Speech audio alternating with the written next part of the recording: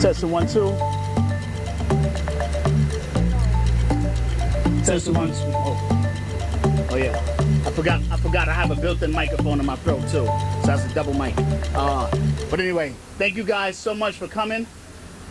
Thank you guys for your patience. Daryl Mans. And all supporters, please come stand behind us. All supporters, please come stand behind us. Media, stand in front of us. Thank you. Attorney Mans, come stand behind us.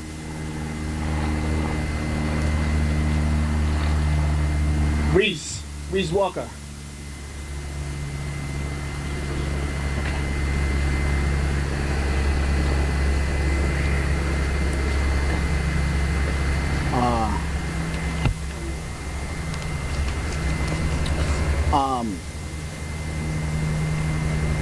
Let me go ahead and pull up your statement. Oh, it's on.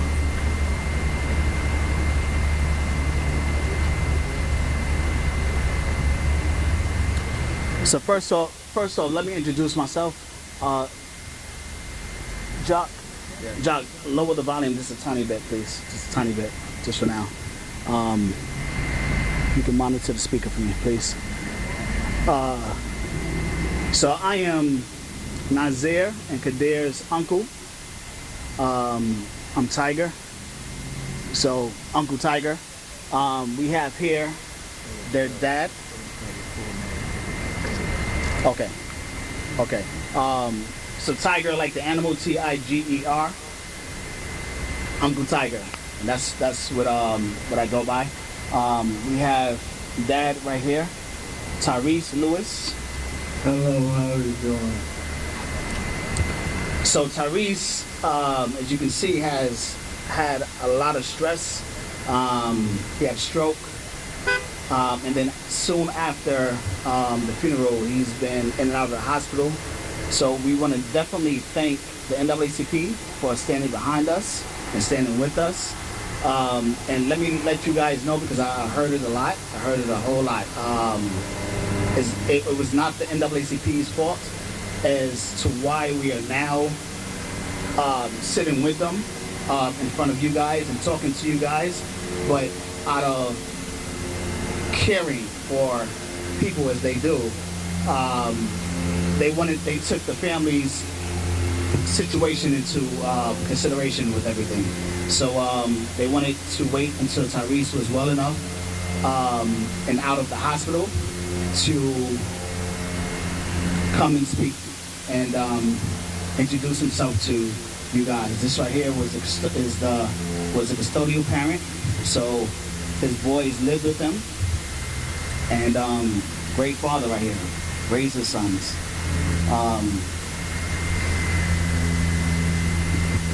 Thank you.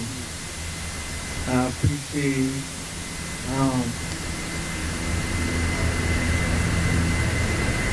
I want to say thank you. I can't say anymore.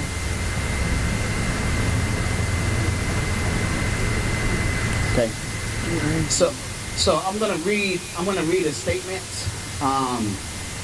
from Tyrese and from what we call the bonus mother, also known as, a lot of people don't understand, when I say BM or bonus mom, but the stepmom, Tyrese's wife. That's who the boys lived with. Let me read this to you. From the moment the GBI informed us of the Nazir and Kadir's deaths, we have been really shocked and heartbreaking devastation.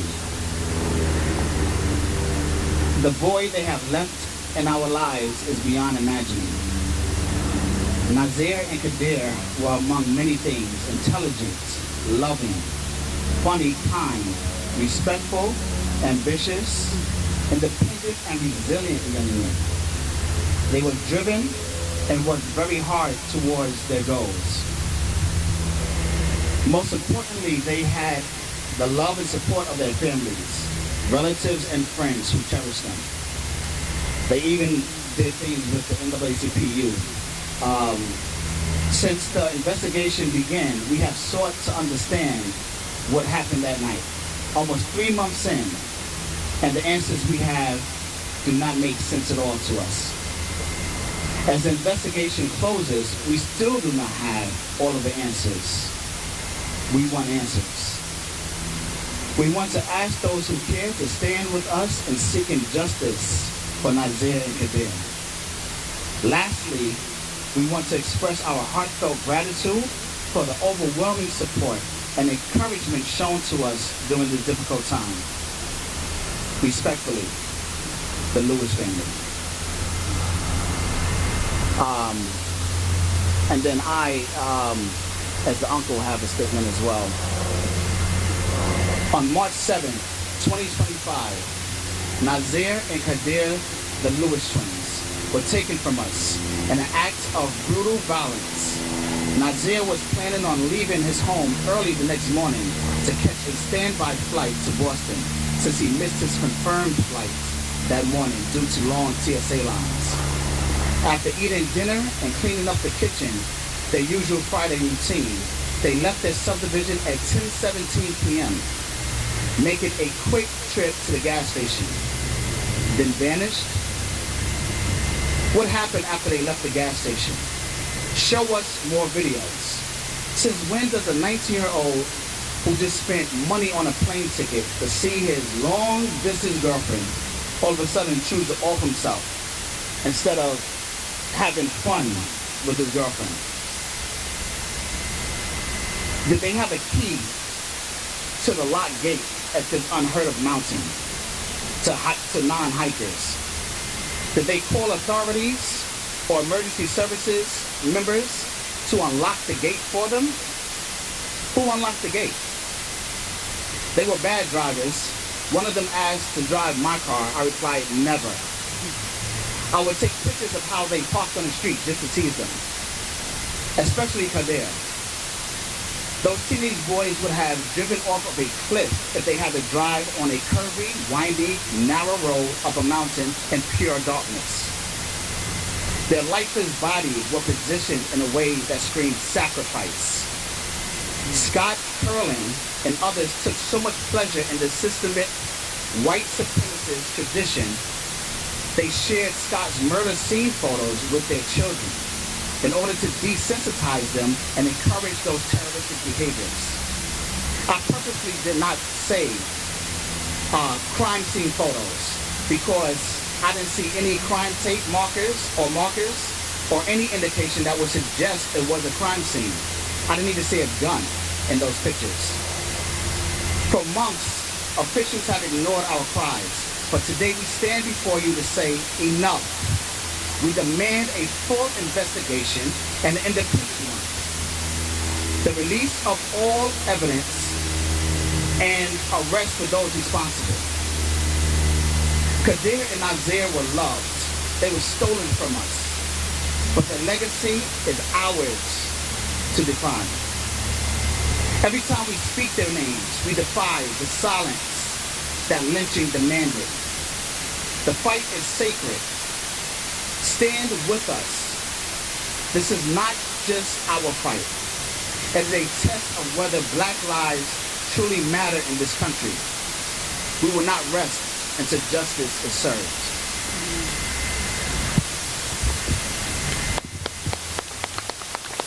Thank you. So, introduce yourself. This is the president of the NAACP, Gwinnett. First of all, I want to thank everybody for coming out today. I want to thank the media for covering this very important story. I also want to thank the members of the NAACP Gwinnett County branch, our state president, and other NAACP members that may be here that's part of other branches here that we have here in Georgia. First and foremost, we want to extend our deepest condolences to the Lewis family, to the father, to the both mothers, to the aunts, to the uncles, aunties, cousins, and friends who are in mourning for this unimaginable loss. Words cannot fully express the pain and heartbreak felt by everyone who knew and loved these young men. Now let us be clear. There could be no real justice in this case. These young men cannot be brought back, and no legal outcome will ever restore their lives. However, what we can and must pursue is the truth and accountability. We must understand exactly what happened to them and how they ended up in a place that had no known reason to be there. At this time, the NAACP Gwinnett County branch is demanding a full and immediate release of all evidence held by the Georgia Bureau of Investigation. The GBI cannot speak out of both sides of its mouth. It can't publicly say the case is closed, but privately say that they will not release all of the evidence to the family because they still investigating the case. This lack of transparency is unacceptable. We're also calling for an independent investigation. The GBI and Towns County law enforcement have demonstrated time and time again that they cannot be trusted in handling cases of mysterious death of young black men. Our organization is committed to truth, transparency, accountability, especially when it comes to how law enforcement investigates deaths of black people. We will not rest. We will not be silent. We will continue to fight for these young men and their families until the full truth is brought to the light. Thank you.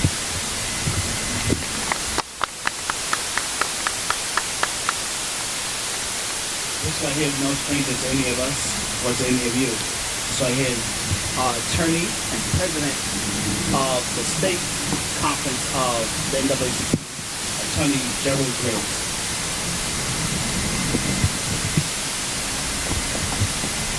So first and foremost, my condolences to the family of Mr. Lewis, both the twins, and on behalf of the Georgia State Conference and the National NAACP, we are standing with you in solidarity and demanding justice and accountability.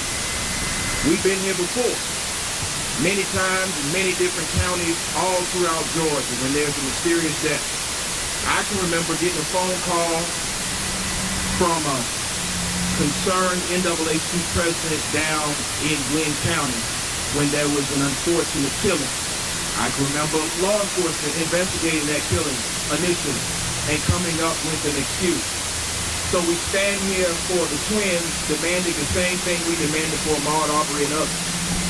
A thorough, complete, and full independent investigation. Because we find it very hard to believe that individuals that resided in Gwinnett County would somehow end up in Towns County on a mountain they knew nothing about and commit suicide. We've been here way too many times.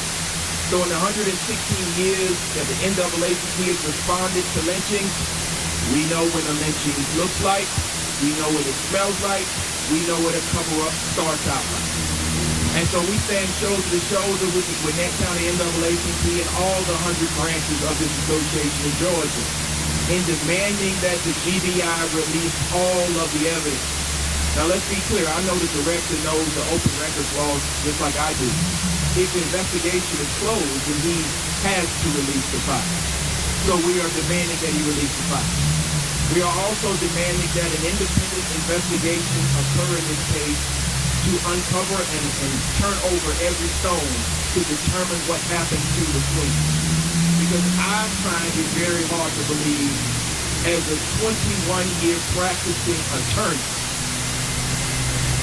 that these individuals drove to a mountain they did not know, up a windy, dark road behind a gate that was locked, and killed themselves. That's very difficult to believe. We know that we're in 2025, which means that every gas station, every Georgia Department of Transportation camera, the flock cameras, they capture everything. So we should have a timeline from the point they left Gwinnett County to the point they ended up on the mountain to delineate what actually happened. That's what we're calling for. If it truly was a suicide, be transparent. Release all the information. Let independent investigators determine what happened. But if it's a cover-up, keep covering up. because the eyes of the world are on this case. And so not only are we calling for an independent investigation, we are calling for elected officials to do more. We are calling for Georgia to be transparent and to give answers to the Lewis family. So first and foremost, we're calling on the GBI director to have a direct conversation with his family and walk through all of the evidence. Secondly, we're calling on the governor to empower independent investigators to look into this case, the same way you did in the Ahmaud Arbery case. Because it's important that not only does Black life matter, but every single incident of a mysterious death in this state should be thoroughly investigated. And if it turns out that somebody has done something to foul the law, they should be prosecuted to the full extent of the law. So we're calling on the governor to impanel a special investigatory panel to determine what happened in this case. And last, we are tired of families having to come to civil rights organizations to force law enforcement to do their job. This is the job of law enforcement. And so we want to make sure that law enforcement knows that in every case, we are watching you. We will hold you accountable. You need to be transparent and accountable to the citizens that pay taxes and the families that entrust their loved ones, 19-year-olds, to your care, concern, and protection. And so on behalf of the Georgia State Conference of the NAACP and on behalf of the National Board, we have eyes on this case. Because we are done dying. We are done with the excuses. We are done with you sweeping things under the rug like we aren't watching. So again, the ball's in your court now. We hope to hear directly from the GBI director about a meeting to go over the evidence, the complete file with his family. If you truly say that the case is closed, then you will be getting an open records request. You have 3 days to respond. Otherwise, we'll be in this courthouse or others. To the governor, time for an independent panel to investigate this case. And to law enforcement, it's time to be transparent. Investigate these cases like it's your loved one. And be clear and transparent with the truth. And let the chips fall where they may. So on behalf of the Georgia State Conference, we stand shoulder to shoulder with the family. We stand shoulder to shoulder with the Gwinnett NAACP. And again, the ball's in the GBI court. Release the file and allow an independent investigation. Awesome.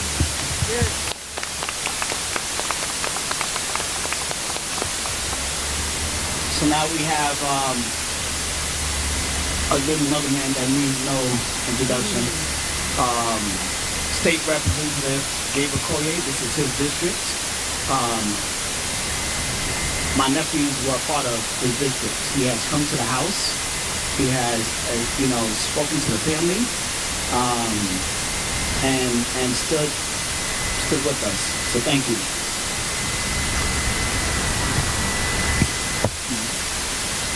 Come on, Andrew. Thank you. Thank you, Kagan. And let me just introduce myself. My name is Gabriel Collier. I represent the 102nd District and the House. And these two young men should be alive today. They should be alive. Like I said, I've been to the house. I've heard their story. And I've seen the parents. Folks,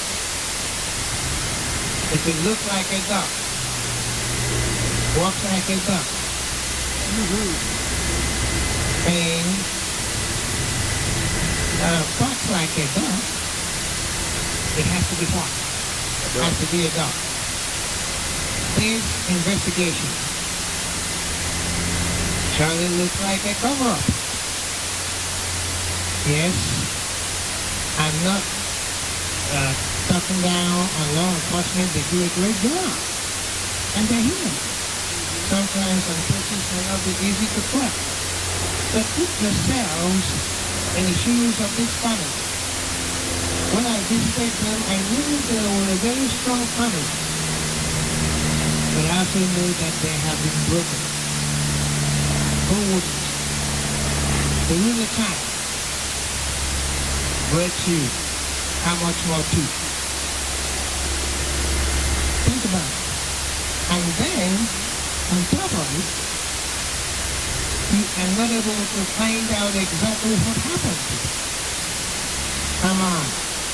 If you want to commit suicide, why do you have to travel 3 hours away from your house? What stops you? You have your bedrooms, you have your backyard.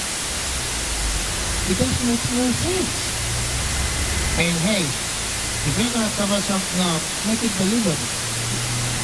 Event. And I ask, hold the hands of these parents during your investigation so that they will know what you have done and believe your outcome. Because, like I said before, it is so difficult, so hard to lose a child. How much more to and also to endure a cover-up. Thank you so much.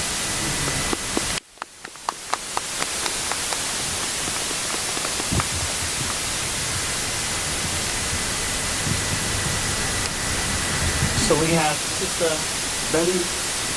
Betty Maddox Muhammad. She has been, when I tell you, her story is amazing. Her story, is heartbreaking. But her fight, I've never seen anything like this, except for Muhammad Ali, maybe. But we thank you. We appreciate you for standing with us from the beginning, for making sure that everyone else stood with us. She has introduced us to so many supporters who have vowed their support, just having our back, and we appreciate you. So please, from Green, Sister Betty Maddox Muhammad. First of all, let me say good afternoon, and to my sisters and my brothers who are here represented here from the Nation of Islam, I greet you with the greeting words of peace of Assalamu alaikum, Walaikum salam. which simply means be unto you. My name is Betty Maddox Muhammad. I am the founder and the executive director of a homicide support group, acronym, Grieving Relatives in Every Violent Event. My son was murdered 32 years ago last week. I stand in solidarity, demanding on behalf of all the grieving mothers all over this country that the GBI release the information on Quadir and Nazir's investigation. Let me say this for the people in the back. It doesn't hurt home until it hits home. I know what it is to investigate cases like this. I am retired out of law enforcement over 30 years. I've experienced both aspects of violence. So I know firsthand the victim and the residual aspect. But I stand firmly. If you think this is over, I'm tired of saying it. Enough is enough. We will not take any less than a thorough, swift, and transparent investigation. This father here grieves, and so does the mother and the family members. I ask you all to stand with us as grieving mothers to demand that the governor of this state do what needs to be done, because if we do not, it's going to happen again. From the bottom of my heart, on all the grieving families here all over the world, I greet you with the greeting words of peace of Assalamu Alaikum, and I pray that God will intervene and bring us justice. Last but certainly not least,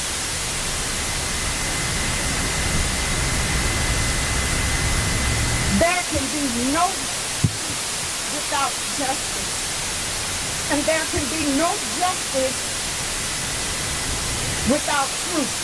And there can be no truth unless someone stands up and tells us the truth. Thank you so much for your presence, and we look forward to the collaboration. On behalf of grieving relatives, we express our condolences to the family. God bless you all.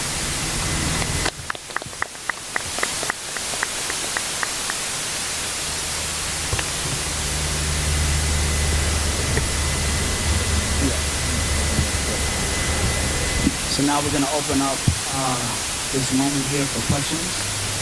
Big call with 11 alive. First off, I want to say I'm so sorry to the Lewis family and friends. I'm so sorry for what you're going through. My question for you is, I'm going to make you worth ask the question. You made a point to say the way their bodies were found made it seem different. Yes. Take me through what you know that's calling you to say this is not a case of suicide, but something more. That's a great question. So Chase, for those that didn't understand or didn't hear when he asked to explain why in my statements I said that the way their bodies were laid screamed sacrifice. So I'll paint the picture for you guys, because so people have been assimilating everything that they've seen since day one. Since I've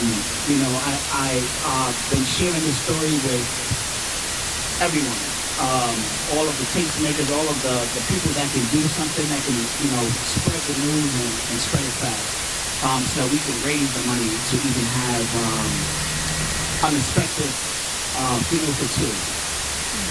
So in the video that I saw on a podcast, someone posted the pictures.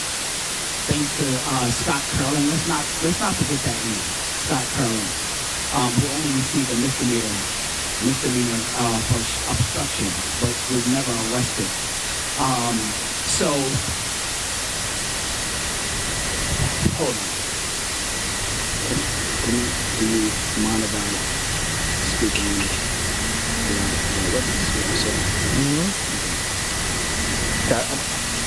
So I've never shared this with Tyrese because of the sensitivity. But I'm going to share it now because it's important. He just said it's okay to do so. So you guys know on Easter Sunday, everybody uses pretty much the same logo, right? You have the three crosses on the mountain when Jesus and the murderer and the robber were, also being punished. So there was missing one cross, basically. There was two crosses. So their bodies were like this.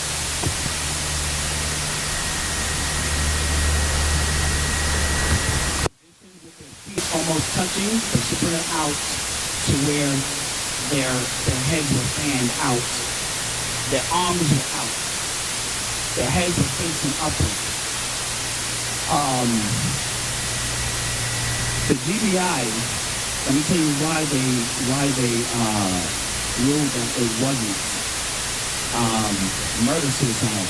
And they said because there were identical headshot wounds to the head, headshot wounds, gunshot wounds to the head. So when you look at, when you see this, how their bodies are positioned, you know that it was execution and staged. Did that answer your question, Chase? Andrew Short from Transformation Solutions. The operative theme that we're hearing is integrity. In addition to the measures that you outlined, what else would you like to see put in place to maintain the integrity of the investigation?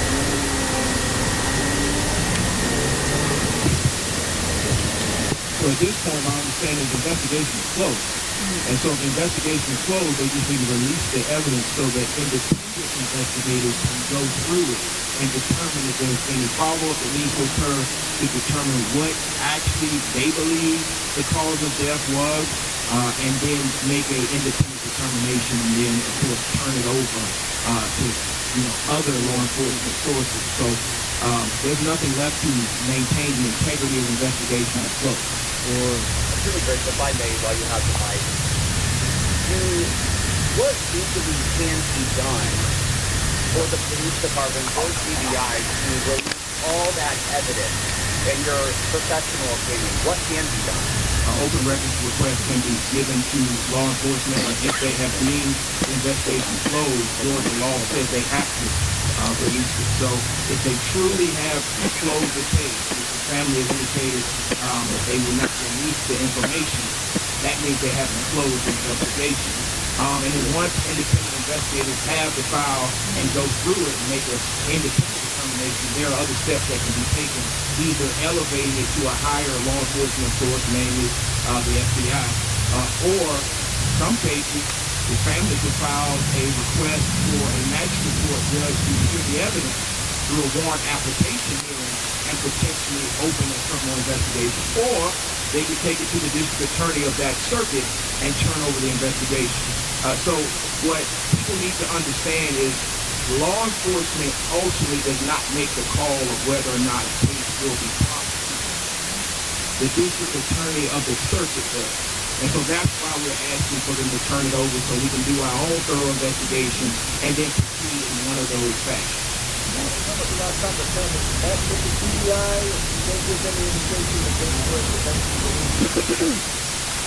Question for the family.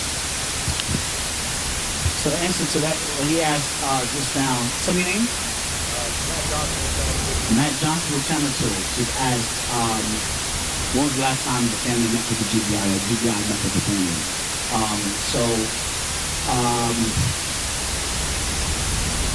His wife, my sister-in-law, did speak with them this week.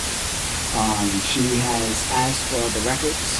She asked for everything that the attorneys told her that we needed. And they said to her, well, the case is not yet closed. So we can't give you anything until then. All of everything, all their belongings that they, have come time and time again to the house to explore and to investigate, they still have everything. They have not given back the phones. They haven't given back the computers. They haven't given back the gaming systems. Nothing. My other question would be too, we hear about Ahmaud Arbery, and we remember him not only because he spoke of the heinous crime, the hate crime that was brought against him. Why are we connecting his case of 2020 to this of the Lewis twins in 2025? Because if you recall the Ahmaud Arbery case, it was ruled that there was no criminality by at least 2 district attorneys after the police department turned it over.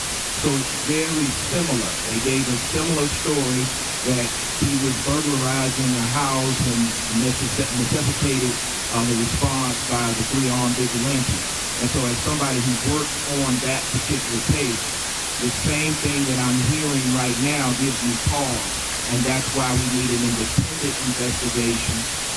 If the case is not in fact closed, then the GBI's next question should be, have you turned it over to the district attorney of that circuit? And then the family needs to meet with the district attorney of that circuit. And so we're going to put the same amount of resources behind this case that we did that case.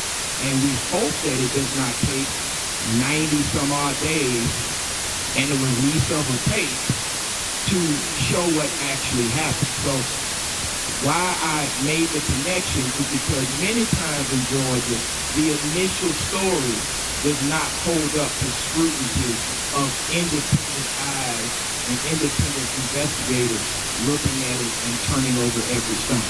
To call it spade a spade, you're basically saying you're comparing it to Ahmaud Arbery because you're saying this looks like a cover-up, kind of like that was? That's exactly what I'm saying. And the reason I'm saying that is because too many of the facts that we already know don't seem to point to this was a suicide. Now, we could be wrong, and that's why it's incumbent upon them to turn over the evidence so that we can look at the evidence with an independent eye and then have a conversation with the district attorney about what the district attorney sees. And then if it turns out that there's nothing there, there's nothing there. But given the history of this state, both distant and recent, it's very difficult to believe this on face value what the GBI is saying. GBI has evidence of a murder that was further investigated. What I'm saying is, if the GBI has closed this case, release it so other investigators can determine what actually happened. I'm not casting aspersions on the GBI yet, but if it turns out they're not being transparent, then we're going to have a bigger problem. Let me add something to answer that question. So, have you guys heard that they left their subdivision at 2:17 p.m.? Did you guys know that? By the show of hands, did anyone know that? Okay, so the reason why you did not know that is because the GBI, and I found this out soon after the Towns County Sheriff accompanied the GBI to the house to let the family know what they found, what they discovered. That Tyrese's sons were murdered. So all they had to do was ask, because at the entrance and exit of the subdivision, there are cameras. There's a flock system. There's a flock system all throughout Gwinnett County. Exactly, Belleville, Georgia. And I asked, I contacted the home association, and I asked them for the video, and gave them the tag number, and asked them also for, to see what time they came in and left that day. And I was granted it within a matter of less than 24 hours. I was granted that information. And I asked them, I said, hey, did GBI come here and ask you for this? They said, no. They said, we've actually been waiting on them to ask. We've been waiting on someone to ask. So you didn't hear anything about a time of when they were last on camera at the Shell gas station until last month. Last month when, towards the middle of last month. Just before they said, we rule that this is a double suicide. They did this to themselves. Not happening.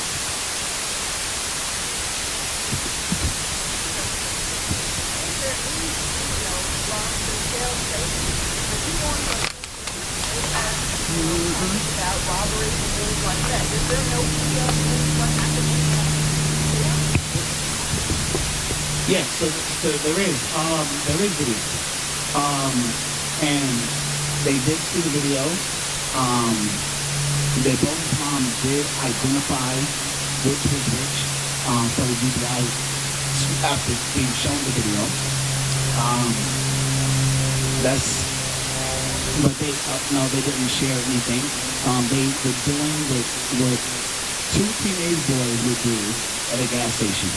Buy snacks, put a little bit of gas, because like I just told you guys, Nazir needed to get to the airport in the morning for a standby flight because he missed a confirmed flight. He already spent his money on a flight to go to Boston. So he wasn't trying to miss, just lose his ticket. He wanted to get to his girlfriend. So I think when we get into the weeds of everything, we start realizing that there's not enough that's known. And so to make sure that every stone has been turned over, they need to turn over the evidence. And then we'll be able to answer all of these questions that I'm sure the public has. And we have to remember, law enforcement works for the public. And the public have questions that need to be answered. And that's why we're standing by this family, to get those questions answered. And if the questions are answered in a dissatisfactory fashion, then we will escalate. Hi, family.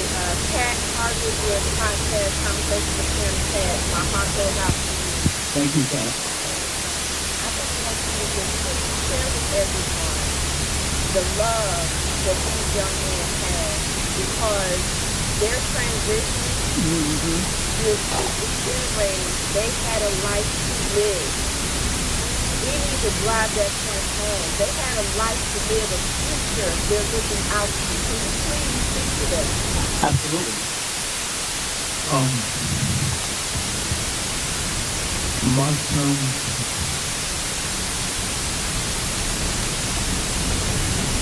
made enjoyed several things.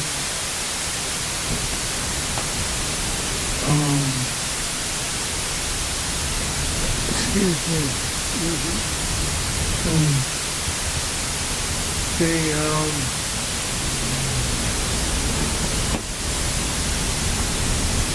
he's great advice. Okay. Let me tell you this. They were lifesavers. Literally lifesavers. Okay? They were lifeguards. They had been lifeguards at a moment in their lives where they were saving people. That you're not going to hear anywhere, right? They saved lives. They knew CPR. They had to go through so many different trainings in order to get certified as lifeguards.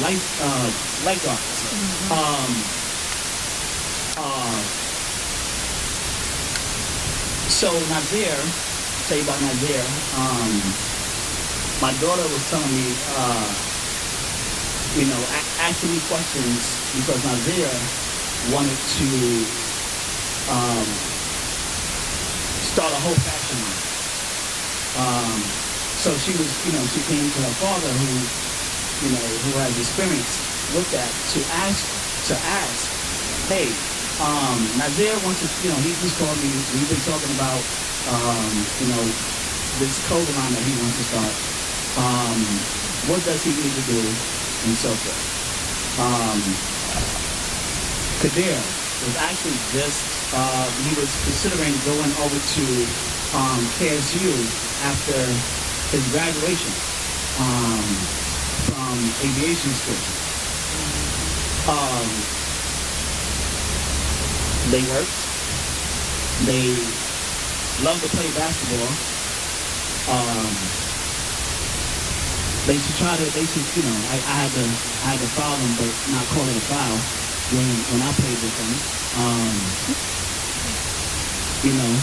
Dad right here will brag on he taught them how to play and shoot the J's that they were so proud of being able to make. They love Family Guy. I don't know. Family Guy, yeah. Family Guy, and there's another one. There's another. What is that? What is that? Yes, thank you. South Park. I could not. Yes, and I will always hear, and I'm like, but they wouldn't watch it on the TV. They would watch it on their phones. I thought that was so strange. And so I was like, why don't you just watch the TV? So I don't understand why they don't. But they went into anime. Another thing I don't understand, they actually had play swords because they wanted to, play out seem to, be their own characters. And their aunt, Tony, Tyrese's sister right here, would watch what is that? Harry Potter.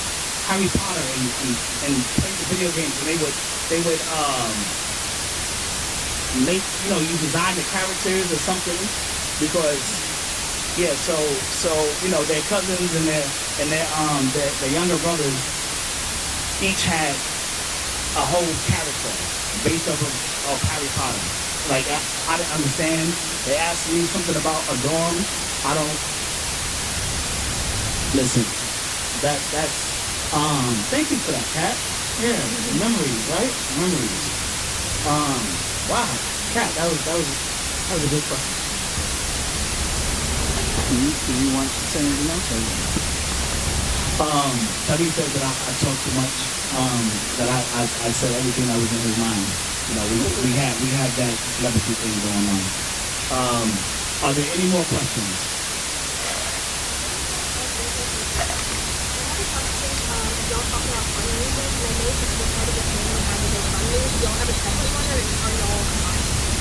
That's a great question to ask. So everyone here has helped to promote that GoFundMe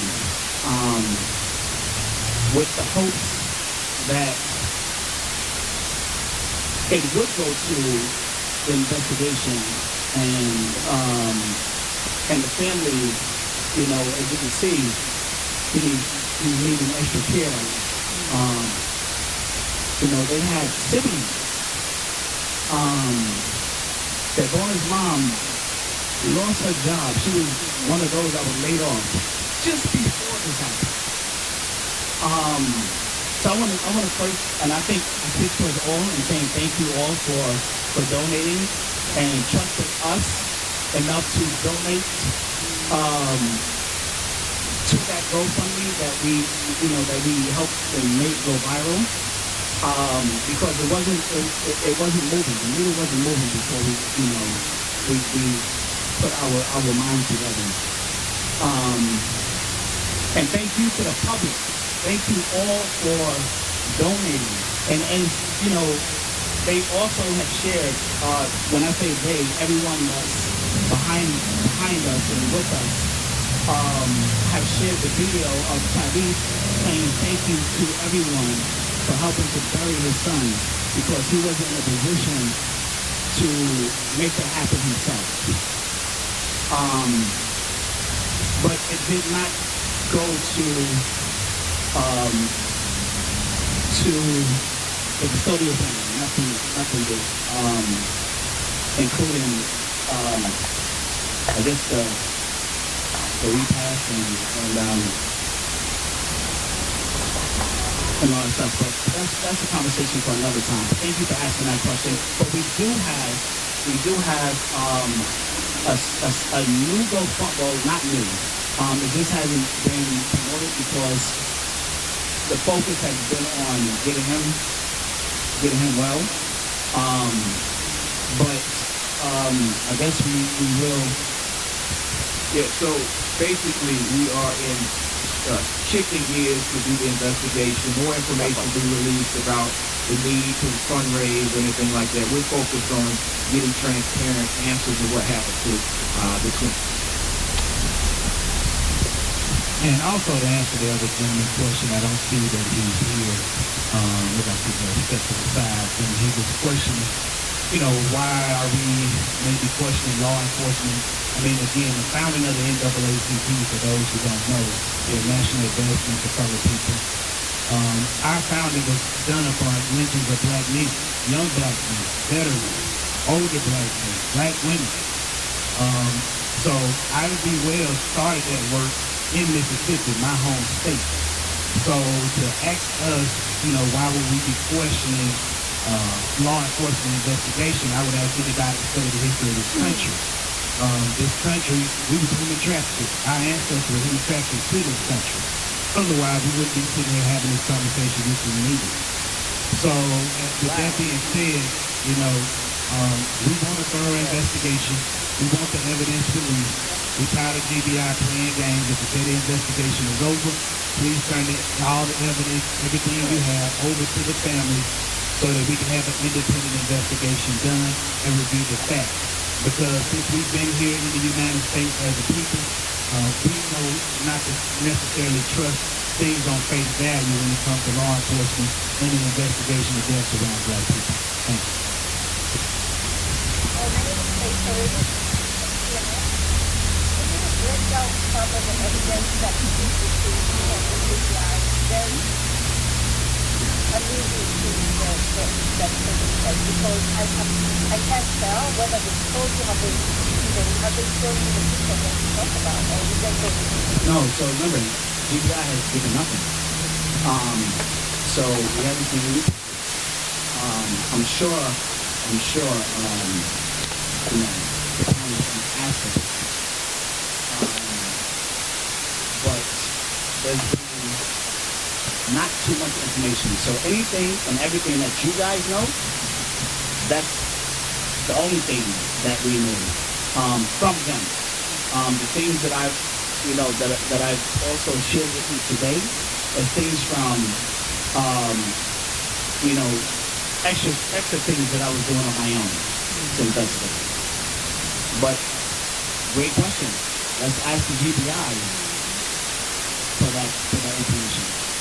And so normally in cases like this, when they close the case, especially a case of public note, they have a press conference where they release all the information. So if they don't want to release it to the family, they can release it to the public in general to lay out from the point the boys left home to the point they ended up on the mountain and how it happened. They can have a press conference and lay it all out if it's truly a closed investigation. From what I'm hearing, it's not a closed investigation because they haven't turned it over to the family, they haven't turned it over to the family counsel, they haven't turned it over to the media, they haven't turned it over to anybody. And so what's happening right now is they're trying to do two steps using the open records law. They need to make a formal declaration that the case is closed and turn the information over.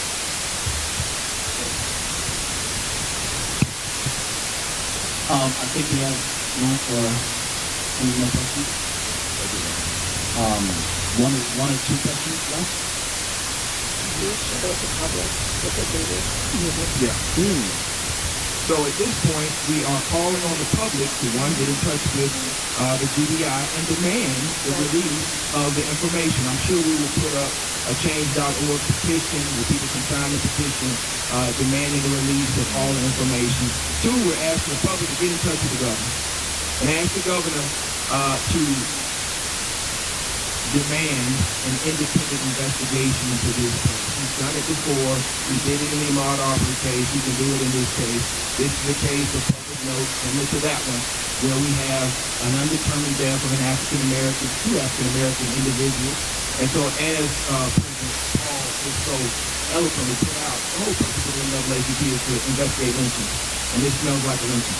And so we are calling on the governor to dispel that odor by having an independent investigation. And three, and most important, citizens of the state of Georgia and all over the world can hold this family up in their prayers, continue to share the story on social media and big media, because without that type of push, cases like this disappear. And so those are the three things the public can do. Thank you guys for coming. Thank you guys for reporting. Thank you guys for your questions. Help us with this. Thank you.